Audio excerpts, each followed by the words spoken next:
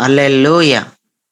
పరిశుద్ధ గ్రంథంలో 2 కంటే ఎక్కువ సార్లు ఏ మాటైతే రాయబడి ఉందో, అది చాలా ప్రాముఖ్యమైంది అని మనలో ప్రతి ఒక్కరం కూడా దృష్టిలో పెట్టుకోవాలి. ఇది పలానా పత్రికలో చదివాం. ఈ పత్రికలో చదివిన మాటే మరలా పాత నిబంధనలో కూడా చదివాను. ఈ పాత నిబంధనలో చదివిన మాట 2 పత్రికలలో ఎక్కడో చదివాను. ఇదేంటి ఈ మాట ఇన్ని సార్లొచ్చింది అంటూ ఏదైనా 2కి మించి ఎక్కువ సార్లు ఏదైనా వచ్చింది అంటే అది చాలా ప్రాముఖ్యమైంది. దాని గురించి కొంచెం మనందరం కూడా ఆలోచించవలసిందే. ఆలోచింపదగినటువంటి మాటలు 2 కంటే ఎక్కువ సార్లు ఏ మాట రాయబడి ఉన్నా దాని గురించి మనలో ప్రతి ఒక్కరం కూడా ఆలోచించవలసిన విషయం ఎంతైనా ఉంది. పరిశుద్ధ గ్రంథంలో అణచడం అనే ఒక మాట తరచుగా అనేక సార్లు రాసుంది. అణచడం అనే మాట. కొన్నిసార్లు మనలో ప్రతి ఒక్కరం కూడా మనం అణచలేనివి మన ఎదుట ఎన్నో ఉంటాయి. మనం ఎవరిని అణచలేం. మనం అణచలేని వ్యక్తులు మన ఎదుట ఎందరో నిలబడతారు. మనం అణచలేని అప్పుల సమస్యలు మన ఎదుట ఎన్నో ఉంటాయి. మనం అణచలేని బలహీనతలు మన ఎదుట ఎన్నో ఉంటాయి.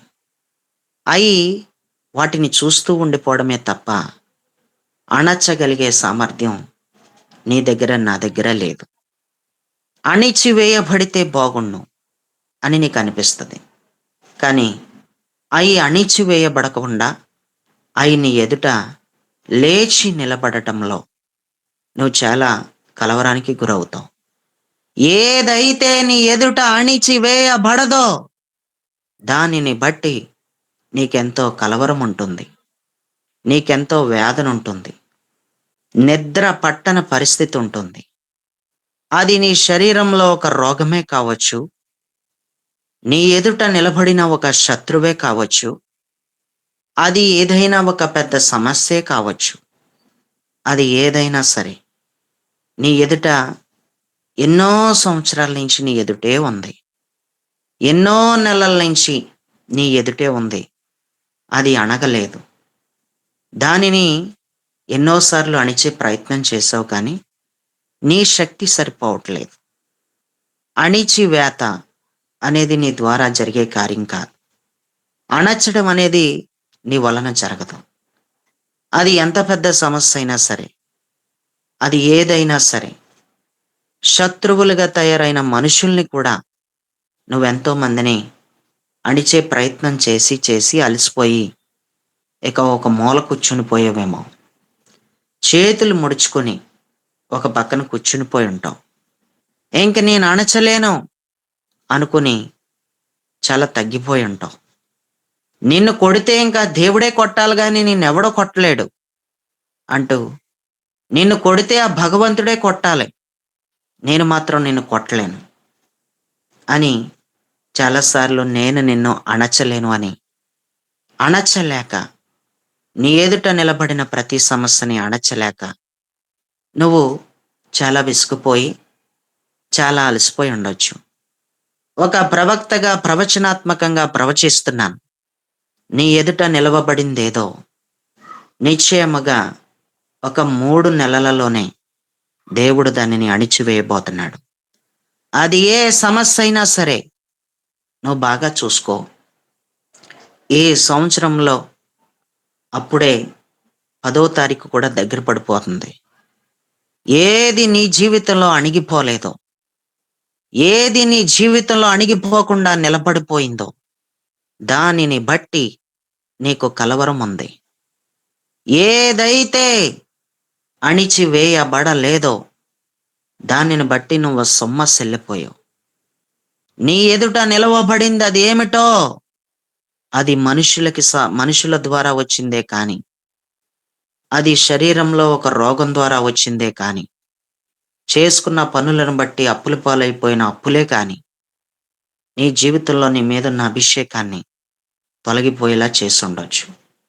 నీ మీద ఉన్నటువంటి ఆత్మ బలాన్ని, నీకున్న దైవికమైన ధైర్యాన్ని కోల్పోయేలా చేసుండొచ్చు. నీ ప్రార్థనా జీవితాన్ని పాడు చేసుండొచ్చు. ఇది అణిగిపోతే బాగున్ను. ఆ దేవుడికి ఒక దండం పెడతాను. ఇది అణిగిపోతే బాగున్ను. ఆ దేవుడికి కృతజ్ఞతాస్తుతులు చెల్లిస్తాను. ఇది అణిగిపోతే బాగున్ను. దేవుడికి నిశ్చయంగా దేవుడి నామానికి మహిమార్థంగా సాక్ష్యం చెప్పుకుంటాను. ఇది అణిగిపోతే బాగున్ను. నేను కానుకేసుకుంటాను అని మీలో ఎవరైనా ఏ విషయంలోనైనా అణిచివేయబడని దాని కోసం దేవునితో ఎప్పుడైనా చెప్పి చెప్పి అలా నువ్వు చాలా అలసిపోయి ఉండొచ్చు. నీ జీవితంలో ఎప్పుడును ఎన్నడును అణగనిది దేవుని యొక్క ఆత్మ చేత చెప్తున్నాను. దేవుని యొక్క ఆత్మ చేతే చెప్తున్నాను. దేవుడు అణిచివేయడను చూడబోతున్నావు. నీ కన్నులతో స్వయంగా నువ్వు చూడబోతున్నావు. అది ఏదైనా సరే దేవుడు దానిని అణిచివేయబోతున్నాడు. ఎంతవరకు కంటి నిండా నిద్రలేని నీకు ఇక మీదట కంటి నిండా నేను నిద్రపోబోతున్నావు. ఇంతవరకు తేటగా కనపడని నీ ముఖ కవళికలు ఇక మీదట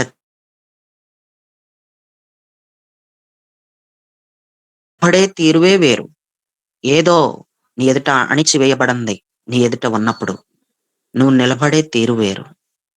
నువ్వు పడుకునే తీరు వేరు. నువ్వు ఆలోచించే విధానమే వేరు. అన్నీ కూడా నీ జీవితంలో చాలా సతమతం అయిపోయేలాగా, గలిబిలైపోయేలాగా, ఒక ఆలోచన కాదు, ఒక స్థిరత్వం లేని వ్యక్తిలాగా నీ ఎదుట అణిచివేయబడన దాని కోసం ఆలోచిస్తూ నువ్వు చాలా సతమతం అయిపోయి ఉండొచ్చు. కానీ ఇక మీదట దేవుడు గొప్ప సమాధానం నీకు ఇవ్వబోతున్నాడు. దేవుడు నీకు గొప్ప ప్రశాంతతను దయచేయబోతున్నాడు. నువ్వు నెమ్మది కలిగి సుఖముగాను సౌఖ్యముగాను ఉంటావు. ఇది మొదలుకొని దేవుడు నీకు అణిచివేసే విషయంలో నీ సహాయకుడు ఆయనే. నీ భద్రత ఆయనే. నీ కొండ ఆయనే. నీ కోట ఆయనే. నీ ఆశ్రయదుర్గమైన దేవుడు నీతో మాట్లాడుతున్నది ఏంటంటే, నిశ్చయముగా ఈ దినము నుంచే ఆయన ప్రజల జీవితంలో అణిచివేసే కార్యాలు చేయబోతున్నాడు. అణిచివేయబోతున్నాడు. అణచివేసే కార్యం దేవుడు చేయబోతున్నాడు. హల్లెలూయా. నిన్ను డిస్టర్బ్ చేసే సమస్య ఏదైనా సరే, నిన్ను కలవరపరిచే సమస్య ఏదైనా సరే, నిన్ను నీ వరదెల్లుబాటుకి అడ్డుగా వచ్చేది ఏదైనా సరే, దేవుడు అణచడం నువ్వు తప్పకుండా చూడబోతున్నావు. అణచడం అనే మాట తరచుగా అనేక సార్లు వ్రాయబడి ఉంది. అసలు అణచడం అంటే ఏంటి అని అంటే, సుమారుగా ఒక 7 అర్థాలైనా చెబుతాను. అణచడం అనే మాటకి 7 అర్థాలైనా చెబుతాను. మీరు జాగ్రత్తగా వినగలిగితే, అణచడం అంటే బలం లేకుండా చేయటం. అణచడం అంటే బలం లేకుండా చేయడం. నీ జీవితంలో ఏది నీ ఎదుట అణగకుండా ఉందో, మెయిన్ దానికి బలం లేకుండా చేసేస్తాడు. దేవుడు దానికి బలం లేకుండానే చేసేస్తాడు. అంటే అణచడం అంటే బలహీనం చేసేయడం. బలం లేకుండా చేసేయడం అంటే బలహీనపరచడం అనేటువంటి అర్థం ఉంది. దేవుడికి స్తోత్రం. అణచడం అంటే అధికారం లేకుండా చేయడం అనే అర్థం కూడా ఉంది. ఒక అధికారం లేకుండా చేసేస్తాడు. నీ ఎదుట ఎగసి ఎగిరెగిరి పడుతున్న ఏ సమస్య అయినా అణగకుండా ఉంటే, దానికి మామూలుగా నీ మీద ఏ పెత్తనం చేస్తున్నది ఏదైనా సరే, నిశ్చయంగా నువ్వు అణచలేని పరిస్థితిలో ఉండిపోయిన వ్యక్తిగా ఉంటే, ఏదైతే నీ మీద అధికారం చేస్తుందో దానికి అధికారం లేకుండా చేసేస్తాడు. ఇక అధికారం ఉండదు. అణచడం అంటేనే అధికారం లేకుండా చేయడం. ఇంకా చెప్పాలంటే అదుపు చేయటం. అంటే అదుపులో పెట్టడం. పూర్తిగా దేవుడు నీ ఎదుట ఎగిసి పడుతున్నటువంటి ప్రతి విధమైన సమస్యని ఆయన అదుపు చేయబోతున్నాడు. కంట్రోల్ చేయబోతున్నాడు. అది ఆయన కంట్రోల్ చేయకపోతే నీ ఎదుట అణిచి వేయబడకుండా ఉన్న సమస్య ఏదైనా సరే, అది నిన్ను మృంగేస్తది కాబట్టి, అది నీ మీద పడి నిన్ను చంపేస్తది కాబట్టి, ఆయన స్వయంగా దానిని ఏం చేయబోతున్నాడంటే అదుపులో పెట్టబోతున్నాడు. దేవుడు దాన్ని కంట్రోల్ చేయబోతున్నాడు. దేవుడికి స్తోత్రం. అణచడం అంటే అదుపులో పెట్టడం అనేటువంటి అర్థం ఉంది. అణచడం అంటే స్వేచ్ఛ లేకుండా చేయడం. ఏ సమస్య అయితే అణిగిపోకుండా ఎగురుతుందో, ఎంతో స్వేచ్ఛగా ఎగురుతుందేమో అది. నీ ఎదుట నిలవబడి, ఎగిరిపోతూ స్వేచ్ఛగా నన్నెవ్వడో ఏం చేయలేడు అంటూ ఏదైనా ఒక సమస్య అణిచివేయబడకుండా ఎంతో స్వేచ్ఛగా ఎగురుతున్న దానిని స్వేచ్ఛ లేకుండా చేసేస్తాడు. అణచివేయడం అంటేనే స్వేచ్ఛ లేకుండా చేసేయడం. ఇంకా దానికి స్వేచ్ఛ అనేది ఉండదు. ప్రియులరా, ఏదైతే నీ మీద హక్కుగా నీ మీద పడుందో, ఏదైతే నీ మీద నిశ్చయంగా నీ మీదకొచ్చి పడుతుందో, నీ మీద పడతాను, నాకు హక్కుంది అంటూ ఏ సమస్య అయితే అణిగిపోన సమస్య చాలా హక్కుతో నీ దాకా వస్తుంది అంటే, చాలా హక్కును ఆధారం చేసుకుని నీ జీవితంలోకి వస్తుంది అంటే, అణచడం అంటేనే హక్కులు లేకుండా చేయటం. ఏ హక్కు ఉండదింక. అలాగ అణచబోతున్నాడు దేవుడు. హక్కు లేకుండా చేసేయబోతున్నాడు. అలాంటి గొప్ప కార్యం నీ జీవితంలో దేవుడు జరిగించబోతున్నాడు. ఇంకా చెప్పాలంటే అణచడం అంటే అసలు నిలబడకుండా చేయటం. నీ ఎదుట ఇంక కనబడకుండా చేయటం, నిలబడకుండా చేయటం.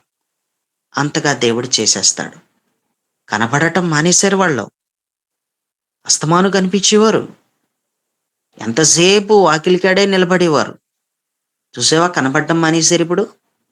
చూద్దామన్నా కనపడడం మానేశారు అని అంటావు. అణచడం అంటేనే కనబడకుండా చేసేయడం. అణచడం అంటేనే నిలబడకుండా చేసేయడం. అణచడం అనేటువంటి మాటకి అర్థాలు ఇవే.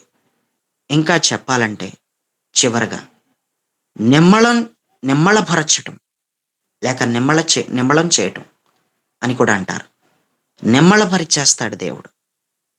నువ్వు ఎవరిని కంట్రోల్ చేయలేవు. నువ్వు ఎవరిని నిమ్మళపరచలేవు.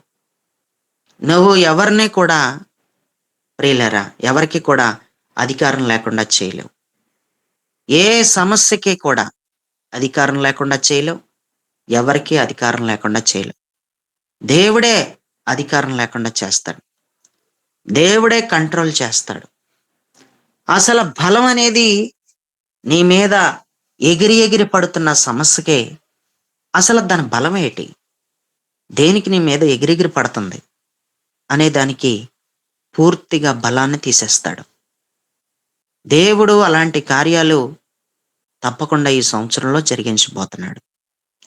ఇంతవరకు నీ జీవితంలో ఏ తృప్తినైతే కోల్పోయావో, ఏ సమాధానాన్ని అయితే కోల్పోయావో, నీ జీవితంలో దేవుడికి ఎంత దగ్గరగా అవ్వాలనుకున్నావో దానికి దగ్గరగా అవ్వకుండా దేవుని సంబంధిగా మారిపోవాలనుకున్నావు కానీ దేవుని సంబంధిగా మారకుండా, అభిషేకంతో వాడబడాలనుకున్నావు కానీ అభిషేకంతో వాడబడకుండా, ఏది నీ జీవితంలో నిమ్మలం అవ్వలేదో, ఏది నీ జీవితంలో ఇంకా బలం లేకుండా పోలేదో, అది నీ జీవితంలో నీ ఎదుట నిలబడిన దానిని దేవుడు నిమ్మళం చేసేయబోతున్నాడు.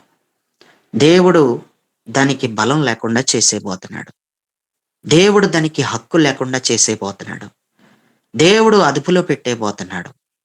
కనబడకుండా నిలబడకుండా ఆయన చేయడానికి ఆయన సిద్ధంగా ఉన్నాడు. ఆయన తన బలమును ధరించుకొని ఆయన నిజంగానే అద్భుతం చేయడానికి సిద్ధంగా ఉన్నాడు. నీ జీవితంలో దేవుడు నిన్ను చాలా రోజుల నుంచి చూస్తున్నాడు. నీ ఎదుట ఏదైతే నెమ్మళమవ్వకుండా ఎగిరి ఎగిరి పడుతుందో, ఏ సమస్య అయితే అణచబడకుండా ఉండిపోయిందో, దానిని బట్టి తినటం మానేసావు. దానిని బట్టి దైవికంగా ఆలోచించటం మానేసావు. ప్రార్థన చేసుకోవడం మానేసావు. దైవికమైన బలాన్ని రోజురోజుకి కోల్పోతూ వచ్చావు. ఆత్మీయతలో ఎంతో చక్కగా నిలబడలేకపోయావు. నిద్ర లేకపోయింది. తృప్తి లేకపోయింది. జీవితానికి ఆనందమే లేకపోయింది. కానీ దేవుడు నిన్ను బాగా చూశాడు. నిన్ను బాగా చూసి నీ మీద ఎగసి పడుతున్న దానిని అణిచివేయబోతున్నానని చెప్తున్నాడంటే, ఇక నువ్వు చాలా గ్రుడ్డిగా నమ్మేసి వెళ్ళిపోవచ్చు. చాలా గ్రుడ్డిగా నమ్మేసి వెళ్ళొచ్చు. చాలా గ్రుడ్డిగా నమ్మొచ్చు. దేవుడు అణచివేయబోతున్నాడు. దేవుడు అణచివేసే సమయం దగ్గరికి వచ్చేసింది. ఇప్పుడే అది ఆరంభమైపోయింది. ఎక్కడికక్కడ ఇక లేవకుండా అణిచేస్తాడు. ఎక్కడికెక్కడ దేవుడు తన కార్యాన్ని జరిగించుకోబోతున్నాడు. దేవుడు అలాంటి గొప్ప కార్యం జరగటం నీ జీవితంలో నువ్వు కన్నులారా చూస్తావు. నీ వల్ల అవనదే దేవుడి వల్ల అవుతుంది. నీ వలన ఇంతవరకు అవ్వలేదు. అణచివేసే దేవుడికి ఛాన్స్ ఇవ్వలేదు. అణచివేసే దేవుడికి ఒక అవకాశం కల్పించలేదు. నీ జ్ఞానాన్ని ఆధారం చేసుకుని అణిచేస్తాననుకున్నావు. అవసరమైతే కొంత డబ్బిచ్చి ఎవరికైనా వాళ్ళ ద్వారా ఏం చేస్తాను, వీళ్ళ ద్వారా వేయించేస్తాను, లేకపోతే సమస్యకి పరిష్కారం చేసేసుకోగలను నేను అని అనుకుని ఉంటావు. కానీ ఏ పని చేయలేకపోయావు. నీ వలన ఏమీ అవ్వలేదు. కానీ దేవుడే నీ జీవితంలోకి దిగొచ్చి ఆయనే స్వయంగా యుద్ధం చేయబోతున్నాడు. ఆయనే స్వయంగా అణిచివేయబోతున్నాడు. దేవుడికి అణిచివేయడం పెద్ద పనేం కాదు. నీకు నాకు చాలా పెద్ద పనిగా ఉండొచ్చేమో కానీ, నీవు నేను అణిచివేయడం కోసం ఎక్కడెక్కడికో తిరగొచ్చేమో కానీ, దేవుడికి అద్భుతం చేస్తాడు. ఆయన క్షణాల్లో చేయగలడు. ఆయన క్షణంలోనే చేయగలడు. అలాగా అద్భుతం చేయగలడు ఆయన. దేవుడికి నువ్వు పూర్తిగా లొంగిపో. నువ్వు దేవుడికి పూర్తిగా ఇంతవరకు నీ ప్రయాసలన్నీ కూడా పడ్డావు. నువ్వు పడ్డ ప్రయాసలన్నీ పడ్డావు. నీ ఓపికంతా దారబోసు. కాబట్టి నీ బలమంతా దారబోసు. ఎన్నో రకాల ప్రయాసలు పడ్డావు. ఇక నువ్వు నిమ్మళమైపో. ఇక నువ్వు తగ్గిపో. దేవుడికి దారివ్వి. దేవుడికి చోటివ్వి. దేవుడు నీకు సహాయం చేయబోతున్నాడు. దేవుడికి చోటిచ్చి చూడు. దేవుడు అణచివేసే సమయం దగ్గర పడింది కాబట్టి, నువ్వు అణిచివేస్తానని ఈరోజు వాక్యలోంచి నాతో మాట్లాడావు కాబట్టి, ఇదిగో నువ్వే చూసుకో. ఇంకా నా వలన ఏమీ అవ్వదు. నేను ఆలోచించి నా బుర్ర పాడైపోయింది. నా తలంపులు పాడైపోయినాయి. నేను చాలా వేదనకి గురయ్యాను. నేను చాలా బాధకి గురయ్యాను. అయితే నువ్వు తప్ప నాకెవరూ లేరు. నాకు నువ్వే సహాయం చేయాలి. నువ్వు మాత్రమే అణిచివేయాలి అంటూ ఆయన సహాయాన్ని కోరుకున్న ప్రతి ఒక్కరికి ఆయన తప్పకుండా కార్యం చేస్తాడు. పరిశుద్ధ గ్రంథమైన బైబిల్లోంచి మనం ఒక మాట చదువుకుంటే, సమూయేలు 2వ గ్రంథం 22వ అధ్యాయం 28వ వచనాన్ని చదివితే అక్కడ ఈ విధంగా రాస్తుంది. 2వ సమూయేలు గ్రంథం 22వ అధ్యాయం 28వ వచనం. శ్రమపడు వారిని నువ్వు రక్షించెదవు. గర్విష్ఠులకు విరోధివై వారిని అణచివేసేదవు. శ్రమపడు వారినంట నువ్వు రక్షిస్తావు అంటూ మొదలుపెట్టాడు. శ్రమపడే వారికి రక్షణ ఏంటి? శ్రమపడే వారికి కూడా రక్షణ అవసరమా అంటే, ఎవరైతే శ్రమల పాలవుతారో, ఎవరైతే శ్రమల గుండా వెళ్తారో, ఎంతోమంది ప్రాణహాని ఉంటుంది వాళ్ళకి. శ్రమల గుండా వెళ్ళేటువంటి వాళ్ళు ఈ శ్రమలు భరించలేకపోతున్నానంటూ ఎంతోమంది ఆత్మహత్య చేసుకొని చనిపోయే వ్యక్తులు ఎందరో ఉన్నారు. ప్రియులారా, అందుకు బైబిల్ చెప్తుంది, శ్రమపడు వారిని నువ్వు రక్షిస్తావు అన్నాడు. ఎవరి వలన శ్రమ అంటే, గర్విష్ఠులైన వారి ద్వారా శ్రమలుంటాయి. ఎవరైతే గర్విష్ఠులుగా ఉంటారో, గర్విష్ఠులుగా ఉన్న మనుషుల ద్వారా మనకి నిజంగానే ఎన్నో శ్రమలు, ఎన్నో ఇబ్బందులుంటాయి. ప్రియులారా, శ్రమపడు వారిని నువ్వు రక్షించెదవు, గర్విష్ఠులకు విరోధివై వారిని అణచివేసెదవు. గర్విష్ఠుల కంట విరోధైపోతాడంట, వారిని అణిచేస్తాడంట. ఎవరి గర్వమును నువ్వు అణచలేవు. ఎవరి వలన కూడా, ఎవరి వలనైనా గర్వాన్నైనా సరే, ఆ గర్వంతో నిన్ను ఎవరు శ్రమ పెడుతున్నా సరే, ఆ గర్విష్ఠులను నువ్వేమాత్రం కూడా అణచలేవు. కానీ దేవుడు మాత్రం అణచివేయగలడు. నీ భర్తలో ఉన్న గర్వమును నువ్వు ఎన్నోసార్లు అణచాలని చూసావు, కానీ అవలేదు. నీ భార్యలో ఉన్న గర్వమును ఎన్నోసార్లు అణచాలని చూసావు, కానీ అవ్వలేదు. నీ కొడుకులో ఉన్న గర్వాన్ని అణిచేయాలని చూసావు, కానీ అది జరగలేదు. నీ కూతురులో ఉన్న గర్వమును అణిచేయాలని చూసావు, కానీ అది నీ వల్ల అవ్వలేదు. ఎందుకో నీ వలన ఏ పని అవ్వట్లేదు. నీ మీద గర్విస్తూ ఎగిసి పడుతున్నటువంటి ఏ వ్యక్తిని నువ్వు అణచలేకపోయావు. కానీ అణిచే దేవుడికేమో ఛాన్స్ ఇవ్వలేదు. అణిచే దేవుడికి ఏమాత్రం దారివ్వలేదు. నా వలన అవుతుంది, నేను తప్పకుండా అణిచివేస్తాను.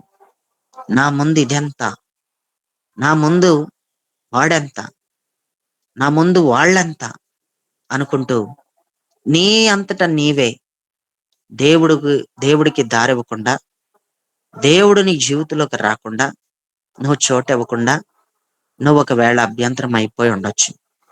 ప్రియులరా, నీవేం చేయగలవు? నువ్వేమీ చేయలేవు. నువ్వు ఎవరిని అణచలేవు.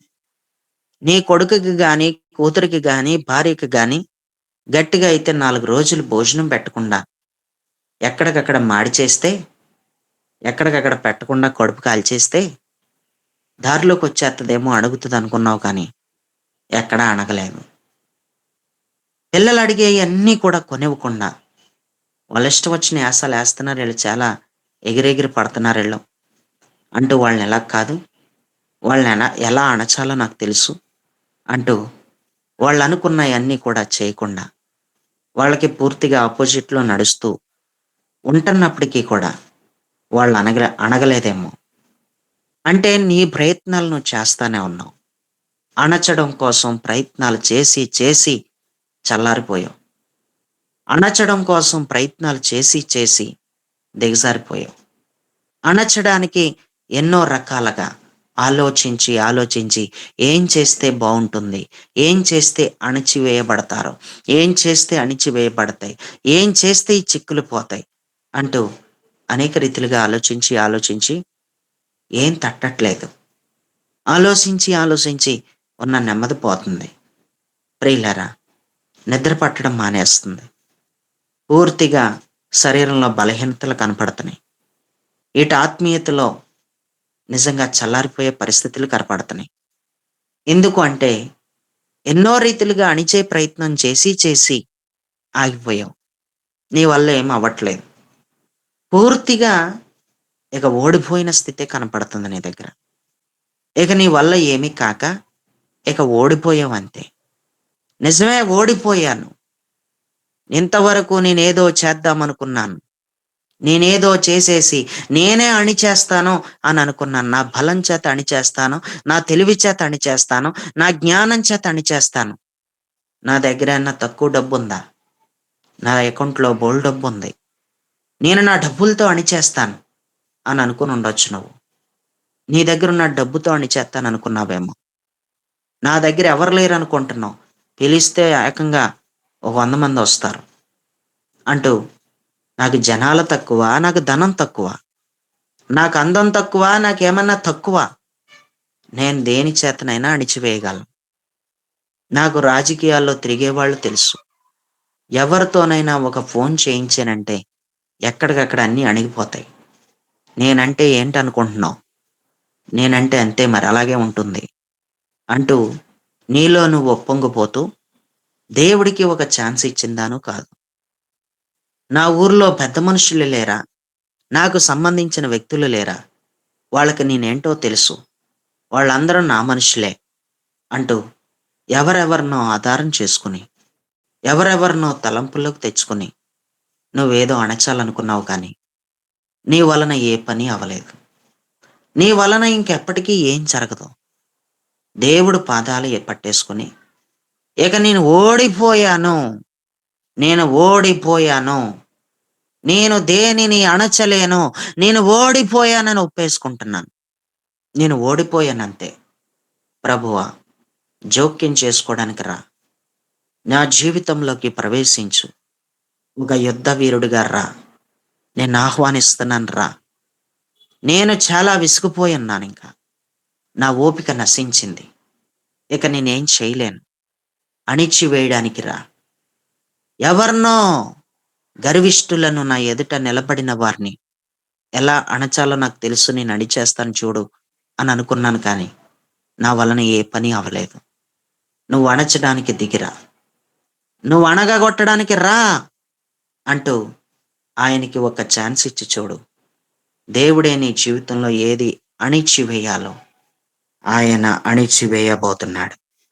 గర్విష్ఠులకు విరోధివై వారిని అణచివేసేదవు. ఆయన గర్విష్ఠులను అణిచివేస్తాడంట. గర్విష్ఠులున్న గర్వంతో ఉన్న మనుషులండి కళ్ళు మూసుకుని వచ్చేస్తారు మీదకి. గర్వంతో ఉన్న మనుషులు కళ్ళు మూసుకుని వచ్చేస్తారు. ఇంక వాళ్ళకి సిగ్గు, తప్పు ఏమీ తెలీదు. మంచి, చెడ్డ ఏమీ తెలీదు. ఇంకా వాళ్ళకున్న గర్వం అలాంటిది. వాళ్ళలో ఉన్నది వాళ్ళని అలా ఊపేస్తా ఉంది. అలాంటి వారిని కంట్రోల్ చేయలేవు. అలాంటి వారికి బలం లేకుండా నువ్వు చేయలేవు. అలాంటి వారికి నువ్వు అధికారం లేకుండా చేయలేవు. అలాంటి వారిని అదుపులో పెట్టడం అనేది నీ వలన జరగని పని. నువ్వు వాళ్ళని కంట్రోలే చేయలేవు. వాళ్ళని నువ్వు అదుపులో పెట్టలేవు. కానీ వాళ్ళ ద్వారా మాత్రం నీకు చాలా శ్రమ ఉంటుంది. వాళ్ళ వలన నీకున్న ప్రశాంతత పోతుంది. కానీ దేవుడైతే ఏం చెబుతున్నాడంటే, నేను అణిచివేస్తాను అంటున్నాడు. గర్వంతో ఉన్న వ్యక్తుల ద్వారానే ఎక్కువగా మనకి బాధలుంటాయి. ఎవరు ఎక్కడ గర్వంతో ఉన్నా సరే, అక్కడ చాలా గొడవలుంటాయి. గర్వమున్న స్థలంలో గందరగోళం ఉంటుంది. గర్వమున్న ప్రతి స్థలంలో తప్పకుండా గందరగోళం ఉంటుంది. ప్రియులరా, వాళ్ళ గర్వం ఏం చూసుకున్న గర్వమో ఎవరికీ తెలీదు కానీ, గర్వంతో ఇంక ఎప్పుడు కూడా నేను ఇలాగే ఉంటాను అని అనుకుంటూ ఉంటారు. కానీ దేవుడు మాత్రం ఆర్పేస్తాడు వాళ్ళని. దేవుడు మాత్రం వాళ్ళని అణిచేస్తాడు. అసలు గర్వం అంటే, గర్వం ఉన్న వ్యక్తుల యొక్క విధానాలు చాలా ఉంటాయి. వాస్తవానికి గర్వం అంటేనే మాటలలో చెప్పొచ్చు. ఇతరులను తక్కువ చేసి మాట్లాడడం. ఇతరులను తక్కువ చేసి, చీప్ చేసి మాట్లాడడంలో వాళ్ళకి చాలా గర్వం ఉంటుంది. అది గర్వాన్ని బట్టి వచ్చే మాటలవి. ఇతరుల కంటే తమను తాము గొప్పగా చెప్పేసుకోవడం, గొప్పగా ఎంచేసుకోవడం. ఇవన్నీ కూడా గర్వానికి సంబంధించిన సూచనలు. గర్వంతో ఉన్నవాళ్ళు తమను తాము ఎప్పుడూ కూడా గొప్పగానే ఎంచేసుకుంటారు. వాళ్ళు మేమే గొప్ప, మాకు మించిన వాళ్ళు ఎవరూ లేరు అంటూ చాలా గర్వంగా వాళ్ళని గురించి వాళ్ళే చెప్పేసుకుంటూ ఉంటారు. ప్రియులారా, ఈ గర్వమున్న ఏ వ్యక్తులైనా సరే సరిచేసుకునే తీరువ వీళ్ళ దగ్గర ఎప్పుడూ కూడా ఉండదు. గర్విష్ఠులకి తప్పేటో తెలీదింక. గర్వంతో ఉన్న వ్యక్తుల ద్వారా మనకి శ్రమలెందుకుంటాయంటే, వాళ్ళకి తప్పేటో తెలీదు. వాళ్ళు మాట్లాడిన మాట ఎంత పెద్ద మాటలైనా మాట్లాడొచ్చు. ఎంత తలదురుసు మాటలైనా మాట్లాడొచ్చు. చాలా దురుసుగా ప్రవర్తించవచ్చు. గర్విష్ఠులు అయిన వారు, గర్వంతో ఉన్నటువంటి వారి ద్వారా ఎందుకు మనకి శ్రమ ఉంటుందంటే, ఎందుకు మనకి ఇబ్బందులుంటాయంటే, వాళ్ళకి దేవుడు అసలు ఎందుకు విరోధిగా మారిపోతానంటున్నాడంటే, వాళ్ళని అసలు దేవుడు ఎందుకు అణిచివేస్తానంటున్నాడంటే, వాళ్ళు నోటికొచ్చిన ప్రతి మాట మాట్లాడతారు. వాళ్ళు చాలా తెగించి మాట్లాడతారు. గర్వమున్న ఏ వ్యక్తులు కూడా వెనక, ముందు ఆలోచించి మాట్లాడరు. రేపటి దినం కోసం అసలు వాళ్ళు ఆలోచించరు. రేపు బ్రతుకుంటే ఏంటి? బ్రతికేంటి? రేపు బ్రతికేంటి ఇయాల ఇలా మాట్లాడేస్తే? రేపటి దినం యొక్క బ్రతుకేంటి? అసలిలా ప్రవర్తిస్తే? అనే దాని కోసం కూడా కొంచెం కూడా వాళ్ళకి ఆలోచన శక్తి లేకుండా ప్రవర్తిస్తారు. గర్వమున్న వ్యక్తులు సరిచేసుకోరు. ఈ సరిచేసుకోలేని వ్యక్తుల ద్వారా చాలా ఇబ్బందులే ఉంటాయి మనకి. శ్రమలుంటాయి. ప్రియులారా! ఈ గర్వంతో ఉన్నటువంటి వ్యక్తులు ఏం కోరుకుంటారంటే, తమ దగ్గరికే వచ్చి అందరూ మాట్లాడాలి. వీళ్ళు మాత్రం ఎవరిని పలకరించరు. వీళ్ళు మాత్రం ఎవరితోనూ మాట్లాడరు. అందరూ వచ్చి వీళ్ళతోనే మాట్లాడాలి. ఈ గర్వమున్న వ్యక్తులు ఉన్నత స్థానాన్ని కోరుకుంటారు. అందరూ కూడా నన్ను పేరు పెట్టి పిలవాలని, అందరూ కూడా నన్ను పైన పెట్టాలని, అందరూ కూడా నన్ను గొప్పగా ఎంచాలని ఈ గర్వమున్న వ్యక్తులు తప్పకుండా కోరుకుంటారు. వీళ్ళ కోరుకునేవే అవి. ఈ గర్వమున్న వ్యక్తులు వీళ్ళకెవ్వరూ ఆలోచన చెప్పకూడదు. వీళ్ళ మాత్రమే ఆలోచన చెప్పాలి. ఎవరు ఆలోచన చెప్పినా వీళ్ళు వినరు.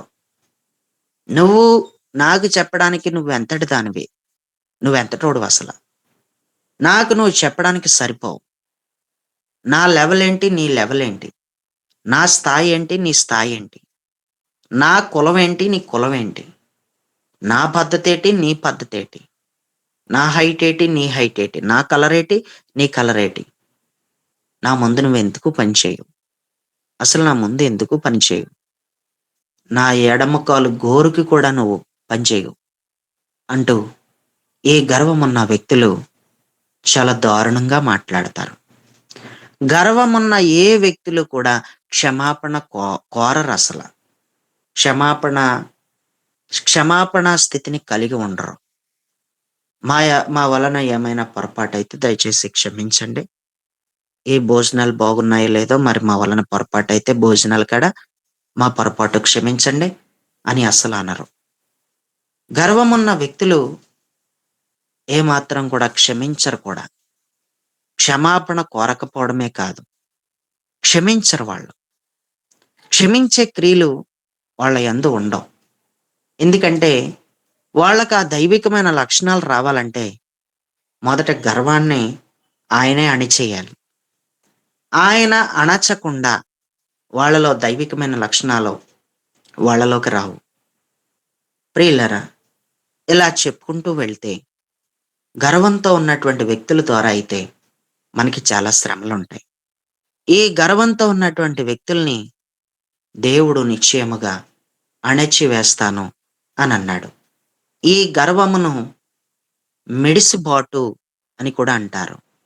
గర్వమును మిడిసిబాటు అని అంటారు. అహంకారం అని అంటారు. అతిశయించేయడం అని కూడా అంటారు. దేవుడికి స్తోత్రం. ప్రియులారా! బైబిల్‌లో మనకి ఎంత అద్భుతంగా రాసుందంటే, కీర్తనల గ్రంథం 18:39 చదివితే, కీర్తనలు 18:39లో ఏమని రాసుందంటే, యుద్ధమునకు నీవు నన్ను బలము ధరింపజేసితివి. నా మీదికి లేచిన వారిని నా క్రింద అణచివేసితివి అన్నాడు. నా అణగదొక్కేస్తానని చెప్తున్నాడు. ఆమేన్. కనీసం నీ కింద అణగద్రొక్కుకునే పనైతే కాదు గదా! కొంచెం కూడా ఎవరిని అణచలేకపోయావు. కానీ నీ క్రిందకే అణగదొక్కేస్తానంటున్నాడు. అలా చేస్తాడంట దేవుడు. దేవుడు అణచడమే కాదు, దేవుడు కొట్టడం గూడా మామూలుగా కొట్టడు. దేవుడు కొడితే కోలుకొని తిరిగి మరలా బతికి బట్టగట్టడానికి కొన్ని సంవత్సరాలు పడుతుంది. దేవుడే గనక కొడితే ఎక్కడ కొడతాడంటే, దవడ ఎముక మీద కొడతాడు. మొక్కతో ముద్ద దిగకుండా కొడతాడు. మామూలుగా కొట్టడు. అలా కొడతాడు. కనీసం పాలు చుక్కలు కూడా మింగకుండా చేసేత్తాడు. కనీసం నీళ్లు చుక్కలు కూడా మింగకుండా చేసేస్తాడు. కనీసం నేను గుటక కూడా వేయనివ్వడు. కనీసం నువ్వు నోరు ఆ అని కూడా అననివ్వడసల.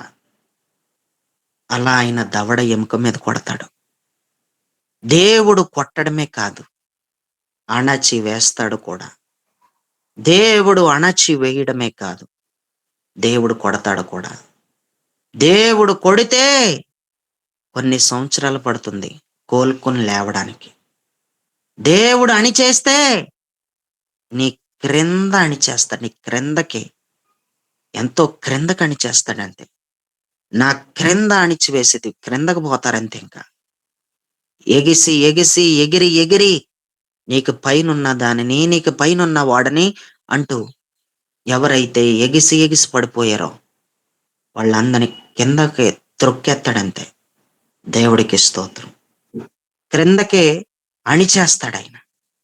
ఎవరినైనా అణిచేస్తాడాయన. నెబుకద్నెజర్‌ని గడ్డి మేయించేసాడాయన. నెబుకద్నెజర్ రాజుని ఏం చేశాడంటే గడ్డినే మేయించేసాడు. తన తలంపులలో తను చిన్న ఆలోచన, నేను ఇంత, నేను అంత అని ఆలోచించుకుంటూ ఉంటుండగానే ఆయనకి పశువు మనసొచ్చేసింది. ఇక పూర్తిగా అడవిలోకి తోసేశారు. పశువు మనసొచ్చేస్తే పశువులా ప్రవర్తిస్తుంటే ఇంకా తోసేశారనమాట. ఇక సమాజంలోంచి గెంటేశారనమాట. తోసేసి అడవిలోకి తోసేస్తే అడవి గడ్డి తింటున్నాడు. దేవుడు గడ్డి మేయించేయగలడు. అన్నం గూడా తిన్నివ్వడు. దేవుడు గర్వంతో ఉన్న వాళ్ళ యొక్క గర్వాన్ని అణిచేస్తాడు. కాకపోతే ఇది కృపాకాలం కాబట్టి కొంచెం టైం తీసుకుంటాడు. కొంచెం ఆలస్యం అవుతుంది కాదు, చాలా ఆలస్యం అయిపోతుంది. దేవుడు మాత్రం నువ్వు నేను కంగారు పడినంత మాత్రాన కంగారు పడడు. నీకు అన్యాయమే జరిగింది, నేను కాదంటలేదు. కానీ నీకు దేవుడి దగ్గర నుంచి జవాబు వెంటనే రాదు. నీకు అన్యాయం జరిగింది కదా అని వెంటనే ఆయన మొక్కతో ముద్ద దిగకుండా చేసేస్తాడనుకోవద్దు. టైం పడతది. తిననివ్వకుండా చేస్తాడు. ఎగరనే గర్వంతో ఎక్కడికంటే అక్కడ నేను బాధ పెట్టినోళ్ళే ఎంతో తాజాగా బ్రతకొచ్చు. చాలా స్వచ్ఛంగా చక్కగా ఉన్నట్టు బ్రతకొచ్చు. ఎప్పటికప్పుడు వృద్ధి చెందుతూ బ్రతకొచ్చు. నేను పాడు చేసినోళ్ళే కడుపు నిండా భోంచేయొచ్చు. భయంకరమైనటువంటి ఉన్నతమైన బిల్డింగ్స్‌లో నివాసం చేయొచ్చు. అద్భుతంగా ధనం కలిగిన వారవ్వచ్చు. వాళ్ళు మంచి గోల్డ్ ధరించుకున్న వాళ్ళవ్వచ్చు. మంచి బంగారాభరణాలు ధరించుకున్న వాళ్ళవ్వచ్చు. వాళ్ళే బావుంటున్నారు. అరే! ఎంత గర్వంగా నా మీద ఎగిరి ఎగిరి పడి నన్నెంత బాధపెట్టిన వీళ్ళు బాగానే ఉన్నారు. ఎందుకో దేవుడే ఏం చేయట్లేదు. ఎందుకో దేవుడు ఒక అద్భుతం చేయట్లేదు నాకు. ఎందుకో దేవుడు ఆళ్ళ అంతు చూడట్లేదు అని నీకనిపిస్తది. నువ్వు కంగారు పడుతున్నావు. నువ్వు చాలా కంగారు పడుతున్నావు. నువ్వు కంగారు పడినంత మాత్రాన అవ్వదు. నువ్వు ఇంత కంగారు పడుతున్నావు కదా! ఒక మాట మనలో మన మాట. జీవితంలో విసుగెత్తిపోయి ఒక్కోసారి నన్ను తీసేసుకో, నన్ను చంపేయి అంటే నేను లేకుండా చేసేత్తే అసలు ఉంటావా నువ్వు? అంటే నీ పరిస్థితి బాగుంటే ఒక మాట. నీ పరిస్థితి బాగోలేకపోతే ఒక మాట. నీ పరిస్థితులన్నీ కూడా చక్కబడినియి అనుకో. నాకు ఆయుష్ పెంచేయి, నాకు ఆయుష్ పెంచేయి, నన్ను బ్రతికించయ్యా, నన్ను బ్రతికించయ్యా అంటున్నావు. 2 మాటలు నీయే. నువ్వు ఎవరికో నీకు అన్యాయం చేసిన వాళ్ళకి ఎందుకు అలా చూస్తున్నాడో, రేపో, మాపో వెంటనే ఏదోటి చేసేయాలి కదా! అని నువ్వనుకుంటున్నావు. మరి నీకేం చేసేయాలి? మరి నువ్వనుకున్నావు గదా! ఎన్నో అనుకున్నావు. నీకు చేయలేదు. అంటే దేవుడు చాలా ఆలస్యం చేస్తాడు. దేవుడు టైం తీసుకుంటాడు. దేవుడు నువ్వు నేను తొందరపడినంత ఫాస్ట్‌గా తొందరపడడు. దేవుడు నీవు నేను తొందరగా రెస్పాండ్ అయిపోయినంత త్వరగా రెస్పాండ్ అవ్వడు. దేవుడికి ఎంత దీర్ఘశాంతమో, దేవుడు ఎంత నెమ్మళుడో, దేవుడు ఎంత మంచివాడో, దేవుడు ఎంత గొప్పవాడో, దేవుడికి అస్సల కంగారుండదు. దేవుడు ఏమీ తొందరపడడసల. తొందరపడేవాడు మానవుడు. తొందరపడనివాడు దేవుడు. తొందరపడడు దేవుడసల. నీకు భయంకరమైన నష్టమే జరిగింది. నీ జీవితమే పాడైపోయింది. నీ లైఫే పోయింది. నీకెంతో ఇబ్బందులే కలిగినియి. కానీ నువ్వు తొందరపడితే పనవ్వదు మరి. నువ్వస్సలు తొందరపడొద్దు. నా ఉసురు నీకు తగులుతది, నా ఉసురు నీకు తగులుతది అని ఎన్ని సార్లన్నానో అయినా నా ఉసురు తగలలేదేటని అనుకున్నావేమో. ఎవరినన్నావో నా ఉసురు నీకు తగులుతది, తగులుతది అని. నా కన్నీళ్లు నిన్ను వెంటాడతాయని ఎవరినన్నావో. కానీ నవ్వుతానే ఉన్నారే. కన్నీళ్ళేమీ రావట్లేదే అని అనుకునుంటావు. నువ్వు స్పీడ్ అయినంత మాత్రాన దేవుడు స్పీడ్ అవ్వడు. అది గుర్తుపెట్టుకో. కానీ దేవుడు మాత్రం రెస్పాండ్ అవుతాడు. నేను చెప్తున్నాను నువ్వు చచ్చిపోయినా సరే భూమి మీద లేకపోతే, నిన్ను బాధపెట్టినోడు భూమి మీద ఉన్నా కూడా ఆడంతు సూత్తాడు. కానీ ఆలస్యం అవుతుంది. టైం పడుతుంది. నాబోతు చచ్చిపోతే ఊరుకోలేదు. నాబోతుంటే న్యాయం చేద్దాం అనుకున్నాను. నాబోతే లేడు అంటూ కేసుని పక్కనెట్టేయలేదు. యెజ్బేల్‌ని లేపేసాడు. అహాబుని లేపేసాడు. నాబోతు లేకపోతే నాబోతు భూమి మీద ఉంటే న్యాయం జరుగును. న్యాయం చేసుండేవాడిని. ఏదైనా నేను కార్యం చేసుండేవాడిని అని అనుకోలేదు. నాబోతు లేకపోయినా లేపేసాడంతే. నాబోతు లేకపోయినా తీసి పడేసాడంతే. అన్యాయంగా ఆ ద్రాక్ష తోట నాకు కావాలి. అది నా పిత్రార్జితం నేను అమ్మను అన్నందుకు ఏకంగా రాళ్లతో కొట్టి, పనికి మాలిన మనుషులిద్దరిని లేపి అబద్ధ సాక్ష్యం చెప్పించి, రాజుని దూషించాడని, దేవుడిని దూషించాడని, ధర్మశాస్త్రం ప్రకారం అలా దూషిస్తే రాళ్లతో కొట్టి చంపాలని, ఇతను దూషించాడని ఇద్దరు పనికిమాల సాక్షుల్ని లేపి, మేము విన్నాం అని సాక్షుల్ని అబద్ధ సాక్షుల్ని నిలబెట్టి, ఒక నిర్దోషిని రాళ్లతో కొట్టి చంపేశారు. ఒక నిర్దోషి రక్తం నేలను ఒలికింది. ఆ రక్తాన్ని కుక్కలు నాకినాయి. తిష్బీయుడైన ఏలియా నాబోతు యొక్క వనములో నిలవబడి ఉన్న అహాబు దగ్గరికి వెళ్ళి, నా చేతికి చిక్కవు నువ్వు. నాబోతు రక్తాన్ని ఎలాగైతే కుక్కలు నాకినయో, నిశ్చయముగా నీ రక్తాన్ని కూడా కుక్కలు నాకుతాయి అని చెప్పాడు. నాబోతు లేకపోయినా దేవుడు ఆగలేదు. న్యాయమే చేశాడు. నీకు అన్యాయం జరిగింది. అన్యాయంతో నువ్వు చచ్చిపోయినా గాని, నీ జీవితంలో నీకు మాత్రం నువ్వు చచ్చిపోయినా నీకు న్యాయం మాత్రం చేస్తాడు. నీవు నీ కన్నులారా చూడాలనుకుంటే అవ్వదు. అది మాత్రం గుర్తుపెట్టుకో. నేను పాడు చేసినోళ్ళు నీ కళ్ళారా నువ్వు పాడైపోవడం చూడాలనుకున్నావు గానీ, అది కొన్నిసార్లు జరగని పనది. నువ్వు నువ్వు పోయాక చేయొచ్చేమో. నేను పోయాక చేయొచ్చేమో. మనలో ఎవరికైనా అన్యాయమే జరుగుండొచ్చు కాదంటలేదు. ఎవరైతే తమ గర్వంతో నీ మీద ఎగిసి ఎగిసి పడి నిన్ను ఇబ్బందులు పెట్టారో వాళ్ళే బాగుంటుండొచ్చు. కానీ న్యాయం మాత్రం ఈ భూమి మీద నువ్వు లేకపోయినా జరిగిస్తాడు. నువ్వు ఈ బాధలతోనే నిన్ను దేవుడు ఈ బాధలతో నలుగుతుంటుండగానే దేవుడు సెలవై నీవు నేను కూడా ఆయన సన్నిధికి చేరుకున్నా ఈ భూమి మీద మాత్రం న్యాయమే జరుగుతుంది. నీకు తప్పకుండా నీ పక్షంగా ఆయన వ్యాజ్యమాడి నీ శత్రువులకు విరోధి అయిపోతాడాయన. ఆయన విరోధై రేగిపోతాడాయన. దేవుడికి స్తోత్రం. కీర్తనలు 76:12 చదివితే, కీర్తనలు 76:12 చదివితే, అధికారుల పొగరును ఆయన అణిచివేయువాడు. భూరాజులకు ఆయన బేకరుడు. భూరాజులకే బేకరుడు. రాజులకు మించిన రాజు ఆయన. ఆయన బేకరుడు. అధికారులు ఎవరైనా సరే పొగరుగానే ఉంటారు. అధికారుల పొగరుని అణిచేస్తాడు. అధికారంతో చలాయిస్తారు కొంతమంది. అధికారం వచ్చింది కదా! మాకు అధికారం ఉంది కదా! మేమేం మాట్లాడినా చలామణి అయిపోద్ది. మేమేం మాట్లాడినా పనైపోద్ది అనుకుంటూ అధికారంతో ఎగురుతున్న ప్రతి ఒక్కరిని వాళ్ళ పొగరుని అణిచేస్తాడంట. పొగరు. బైబిల్‌లో అలా రాసుంది. పొగరు అని రాసుంది. ఆ పొగరు గర్వానికి సూచన. నువ్వు తొందరపడి దేవుడి మార్గాన్ని వదిలేస్తున్నావేమో. పొగరుని అణిచే సమయం ఉంది. అణుస్తాడు. నువ్వు దిగులు పడిపోయి దేవుడి విషయంలో విసిగిపోతావేమో, సణుక్కుంటున్నావేమో చూసుకో.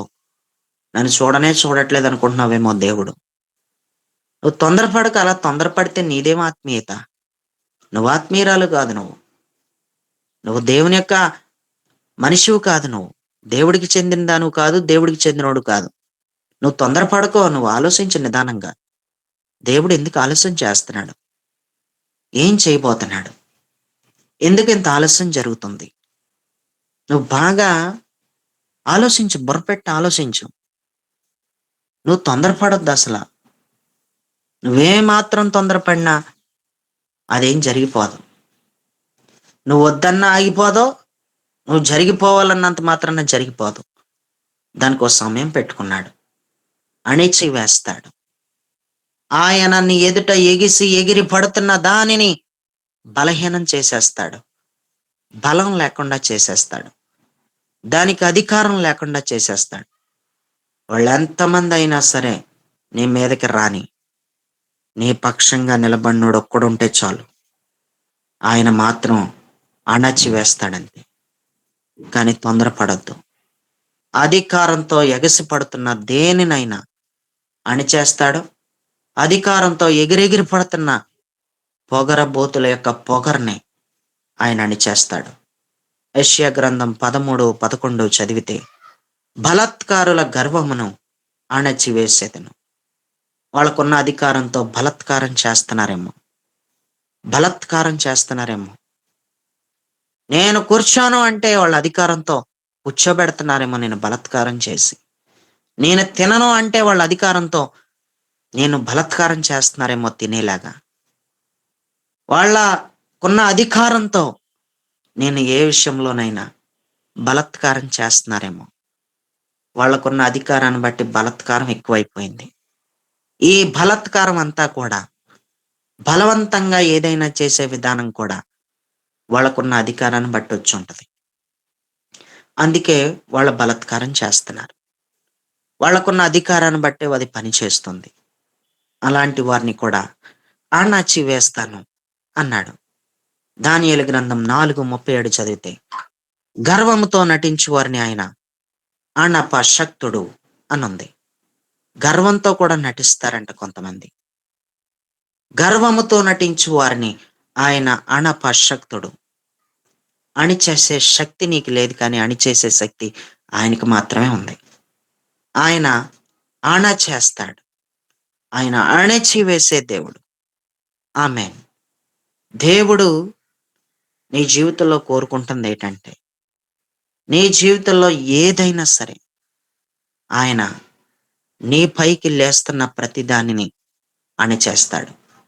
మార్కు సువార్త 4:39 చదివితే, మార్కు సువార్త 4:39లో, అందుకాయన లేచి గాలిని గద్దించి నిశ్శబ్దమై ఊరకుండమని సముద్రముతో చెప్పగా, గాలి అణగి మిక్కిలి నిమ్మళమాయెను. గాలి అణగి మిక్కిలి నిమ్మళమాయెను అని రాశాడు. అంటే గాలిని కూడా అణిచేశాడు. ఆయన తుఫానును అణిచివేశాడు. ప్రియులారా, నీ మీద లేస్తున్న గాలిని అణిచేస్తున్నాడు. గాలి అనగా సాతాను శోధనలని అర్థం. గాలి అనగా సాతాను శోధనలు. ప్రియులరా, వానలు అంటే దేవుడి దగ్గర నుంచి వచ్చే శోధనలు. వరదలు అంటే లోకంలో నుంచి వచ్చే శోధనలు. గాలి అంటే సాతాను దగ్గర నుంచి వచ్చే శోధనలు. సాతాను దగ్గర నుంచి వచ్చే శోధనలనన్నిటినీ కూడా ఆయన అణిచేస్తున్నాడు.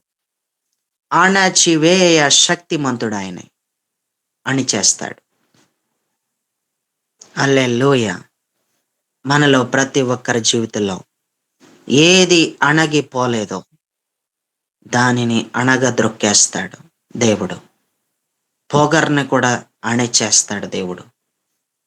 అణచివేయబడే దేవుడు నీ జీవితంలో అణచివేసే కార్యం చేయబోతున్నాడు.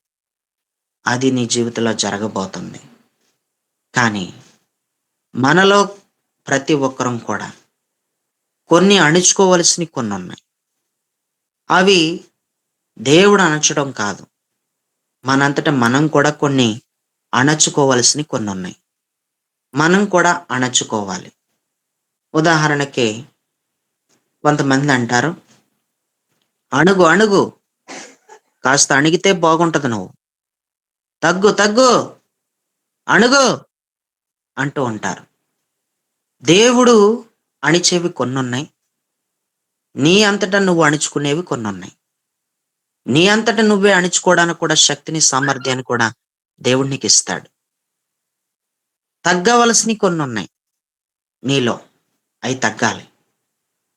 అయి తగ్గించుకునే శక్తి కూడా, సామర్థ్యం నీకిస్తాడు.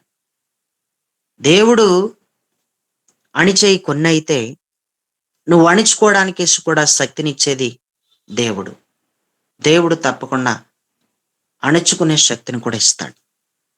మనం ఉదాహరణకి ఒక వాక్య భాగాన్ని చదువుకుంటే, ఆదికాండం 43:11 చదువుకుంటే గనక అక్కడ ఇలా రాసుంది.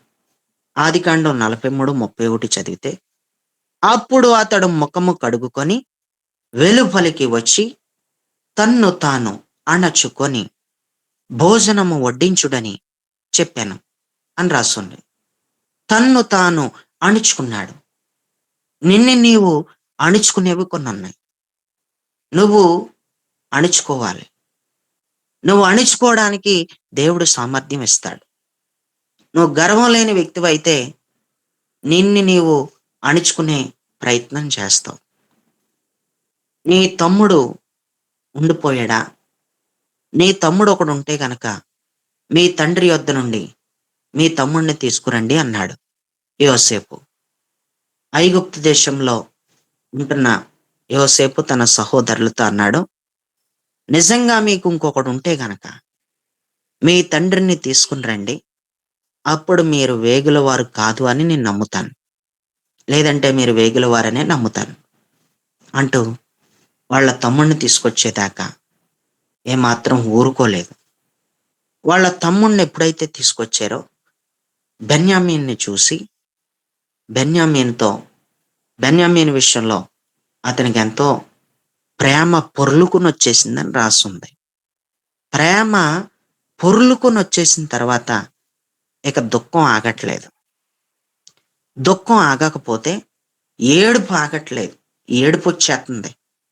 చూడక చూడక ఎన్నో సంవత్సరాల నుంచి చూసాడేమో, బెన్యామీనుని చూడగానే యోసేపు ఏడవటం మొదలెట్టాడు. అలా ఏడవడం కోసం ఏదైనా ఒక గది ఉంటే బాగుండును అంటూ ఎక్కెక్కి ఏడిసేసి వచ్చేస్తానని అనుకున్నాడు. అలా ఒక చోటకెళ్ళిపోయి ఎక్కి ఎక్కి ఏడ్చేసి వచ్చేసి, ఏడ్చి అక్కడ ఇంకేకంగా అలాగే దుఃఖం వచ్చేస్తా ఉంటే, భోజనం కాడ భోజనపు బల్ల దగ్గర భోజనం సిద్ధపరచబడి ఉంది అప్పటికే. నా కోసం వెయిట్ చేస్తారని చెప్పి, నా కోసం అక్కడ ఎదురు చూస్తారని చెప్పి, ఇక అలా ఏడుస్తూ ఉంటే ఏడుపొచ్చేస్తానే ఉంది. అప్పుడు తన్ను తాను అణుచుకొని భోజనం వడ్డించండి అని చెప్పాడు. తనకొస్తున్న ఏడుపుని, తనకున్న దుఃఖాన్ని తన్ను తానే అణుచుకున్నాడు. మనలో ప్రతి ఒక్కరం అణుచుకోవలసినవి కొన్నున్నాయి. అవి మనం అణుచుకోవాలి. దేవుడు కూడా అణిచేవి కొన్ని ఉన్నాయి. అణచి దేవుడు లేవకుండా చేస్తాడు. అణచి అంటే కనపడకుండా చేసేస్తాడు దేవుడు. దేవుడికి స్తోత్రం. కనపడకుండా చేసేస్తాడు. హల్లెలూయా! Praise the lord. ప్రియులారా, నొక్కేస్తాడు కిందకి. అది బాగా గుర్తుపెట్టుకోవాలి. దేవుడు ఏం చేస్తాడంట? నొక్కేస్తాడు కిందకి. నొక్కేయడం కూడా అణిచివేయడమే. హల్లెలూయా! మరొక వాక్య భాగంలో కూడా దేవుడు ఒక వాక్య భాగంలో మనకు రాసుంది. ఆయన అణచి, కుదించి, దిగజారినట్లుగా మనకిస్తాడంట. దేవుడు ఎంతో సమృద్ధినిస్తాడన్న దానికి కూడా అణచివేత గురించి మాట్లాడితే, అణచి, కుదించి, దిగజారినట్లుగా ఇస్తానన్నాడు. దేవుడికంట ఈయుడి నీకివ్వబడును. ఆయన ఇస్తేనంట అణచి, కుదించి, దిగజారినట్లుగా ఇస్తాడు. హల్లెలూయా! తప్పకుండా దేవుడు అంత అణచి, అణచి, అణచి ఇస్తాడంట. అంటే చాలా ఎక్కువ ఇస్తాడనే మాటను సూచించబడింది ఆ మాట. చాలా సమృద్ధినిస్తాడు అనే మాట. చాలా ఎక్కువ ఇస్తాడనే మాటను కూడా అది అక్కడ వర్ణించబడింది. దేవుడికి స్తోత్రం. ఈరోజు మనలో ప్రతి ఒక్కరిలోనూ ప్రియులరా ఎన్నెన్నో అణిచివేస్తున్నాయి. కానీ మన ఎదుట ఉన్న దానిని మనం అణిచివేయలేకపోతున్నాం. ఐహిక విచారాల వలన ప్రియులరా ఎన్నో రకాల ఇబ్బందుల వలన దేవుడి యొక్క వాక్యం మనలో ఫలించట్లేదు. ముండ్ల తుప్పలలో పడినట్టు కొన్ని విత్తనాలు పడుతున్నాయి. ఏవో తుప్పలొచ్చి నిన్ను ఎదగకుండా అణిచేస్తున్నాయి. ఏవేవో వచ్చి నిన్ను అణిచేస్తున్నాయి. ఏదో వచ్చి నిన్ను అణచకుండానే దేవుడు మాత్రం నీకు అణిచి ఇచ్చేలాగే, దేవుడు నీ జీవితంలోన నీ శత్రువుల్ని అణగదొక్కేసి కనపడకుండా చేసేసేలాగా నువ్వెప్పుడు కూడా సిద్ధంగా ఉండాలి. దేవుడికి అంత దగ్గరగా ఉండాలి. అణచడం అనే మాటకి బయట ఎక్కడా కూడా మీకు దొరకని అర్థాలన్నీ మీకు చెప్పాను. అణచడం అనే మాటకి ఇన్ని అర్థాలు మీకు బయట ఎక్కడా దొరకవు. బలం లేకుండా చేయటం అని అర్థం. అధికారం లేకుండా చేయటం అని అర్థం. అదుపులో పెట్టడం అని అర్థం. స్వేచ్ఛ లేకుండా చేయడం అని అర్థం. హక్కులు లేకుండా చేయడం అని అర్థం. నిలబడకుండా చేయడం అని అర్థం. కనబడకుండా చేయడం అని అర్థం. నొక్కేయడం అని అర్థం. నిమ్మళపరచడం అని అర్థం. మీకేమైనా ఈ వాక్యం అర్థమైతే ఏది నీ ఎదుట అణిచివేయబడలేదో, అణచివేయడం కోసం ఎన్నో ప్రయత్నాలు చేసి ఉంటాం, కానీ నీ వల్ల అవ్వలేదు. దేవుడికి ఒక ఛాన్స్ ఇచ్చి చూడు. దేవుడు కనబడకుండా నిలబడకుండా చేయకుండా ఉంటే అప్పుడు అడుగు. దేవుడు కనబడకుండా నిలబడకుండా చేసి ఉండకపోతే అప్పుడు అడుగు. నువ్వు నిజంగా ఛాన్స్ ఈ దేవుడికి. నువ్వు కంగారు పడినంత మాత్రాన దేవుడు కంగారు పడ్డావు. నీకు అన్యాయమే జరిగింది. గర్విష్ఠుల వలన నువ్వు ఎన్నో బాధలే పడ్డావు. అవమానం ఎదుర్కొని ఉన్నావు. కాదని ఎవడన్నాడు? పడ్డావు. కాదని ఎవరన్నారు? చాలా బాధలే పడ్డావు. నువ్వు పడలేదని నేను అనడం లేదు. కానీ వాళ్ళే బాగుంటారని అయితే అంటున్నాను. వాళ్ళే బాగుంటారు. కానీ నువ్వు కంగారు పడినంత మాత్రాన ఆయన అణిచేయాలన్న రూల్ ఏమీ లేదు. ఆయన సమయం వచ్చినప్పుడు ఆయన అణిచేస్తాడు. అదియో నీ వయసు గతించిపోయి నువ్వు లేకుండా పోయినా కూడా ఈ భూమి మీద వాళ్ళంతూ చూస్తాడు అని మాత్రం నీకు తెలియజేస్తున్నాను. కాబట్టి ప్రియులరా, మన జీవితంలో ఏదైతే అణగకుండా కనబడుతుందో, ఆ అణచి వేయబడిన దానిని బట్టి నీకు కలవరం పుడుతుందేమో, వేదన ఉందేమో, నీ ఎదుట అప్పులే నిలబడున్నాయేమో, అవి అణగట్లేదేమో, నీ శరీరంలో రోగాలే ఉన్నాయేమో, అవి అణగట్లేదేమో, కానీ అది ఏదైనా సరే అణచివేసే కార్యం జరగబోతుంది. ఆయన అణచడం చూడబోతున్నావు. దేవుని యొక్క అద్భుతం నీ జీవితంలో జరగబోతుందని నేను ఒక దైవజనుడిగా, ఒక ప్రవక్తగా ప్రవచిస్తున్నాను. దేవుని యొక్క ఆత్మ చేత ఆయన అణిచివేయబోతున్నాడు. దేవుడి అద్భుతం నీ జీవితంలో జరిగించుకోబోతున్నాడు. దేవుడి కొద్ది మాటలు దీవించి, ఆశీర్వదించి ఫలభరితంగా మార్చునుగాక. ఆమేన్. ఆమేన్.